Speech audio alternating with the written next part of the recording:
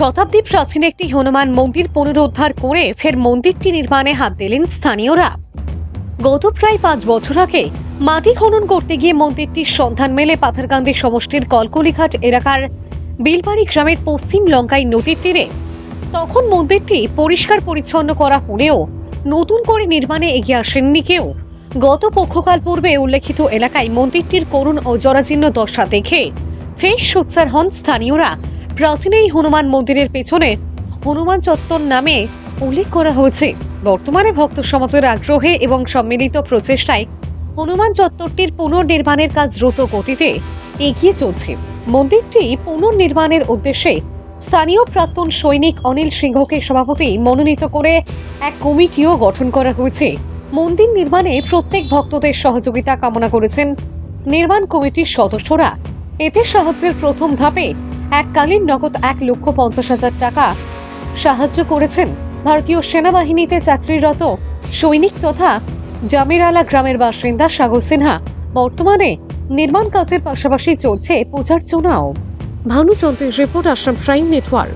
এখানে বিলবাড়ির পশ্চিম পারে কলকলিঘাট নদী লঙ্কা নদীর তীরে কলকলিঘাটের নিকট এক প্রাচীন হনুমান মন্দির আবিষ্কার করা হইয়াছে এবং বিশেষ কারণে হয়তো এটা অনেক পুরোনো মন্দির ছিল, হয়তো বন্যার কারণে বা বিশেষ কারণে এটা মানে জমির নিচে থাকায় বহুদিন যাবৎ সেটা পূজা পার্বণ মানে করা সম্ভব হয় নাই বা এখানকার জনসাধারণ তেমন একটা নজর দেয় নাই, যেহেতু মন্দিরটি মাটির নিচে ছিল। ইদানিং 1.5-2 মাস আগে আমাদের বিলবাড়ি গ্রামের ইন্দ্র সিনহা কোনো কারণবশত এখানে এসে মন্দিরের চূড়াটি দেখতে পায় এবং কৌতূহল থাকায় উৎসাহ নিয়ে একটু মানে খনন করে দেখে এটা তো মন্দিরের ভগ্নাবশেষ। তারপর অনেক কিছু ভলান্টিয়ার কিছু ছেলে সন্তান ছিল, তারা সবাই মিলে এই মন্দিরের ভগ্নাবশেষ আবিষ্কার করেছে মাটি করে। দেখা গেছে মাটি করার পরে দেখা গেল সেটা একটা প্রাচীন হনুমান মন্দির। হনুমানের মূর্তি ছিল, কিন্তু হনুমানের মূর্তি মাটির নিচে থাকায় তেমন একটা সুন্দর মানে রং খারাপ হয়ে গিয়েছিল।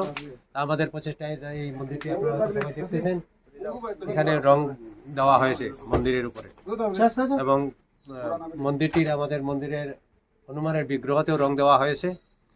তাই সবাই মিলে আমরা এখানে প্রচেষ্টা চালাচ্ছি মন্দিরটা যেন পুনর্স্থাপিত হয়। আমাদের প্রচেষ্টা দেখে জামিরালা নিবাসী বাগিন্দর সিনহা মানে উনি মন্দিরের নামে 1,50,000 টাকা ডোনেট করেছেন।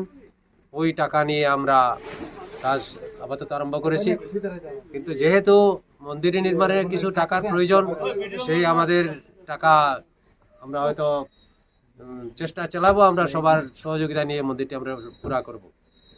তাই আমাদের এলাকাবাসীর নিকট প্রার্থনা, সবাই যেন সহযোগিতা করেন, যে যতটুকু পারে মন্দিরটা যেন তাড়াতাড়ি আমরা নির্মাণ কার্যটা সম্পূর্ণ করতে পারি।